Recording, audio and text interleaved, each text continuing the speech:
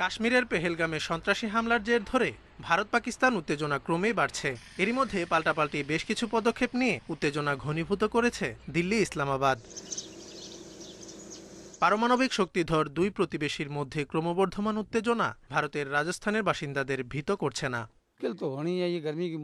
আমরা চিন্তিত নই, ভীতও নই।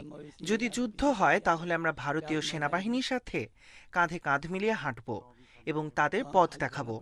খাবার, পানি এবং প্রয়োজনীয় সবকিছু দিয়ে সহায়তা করব।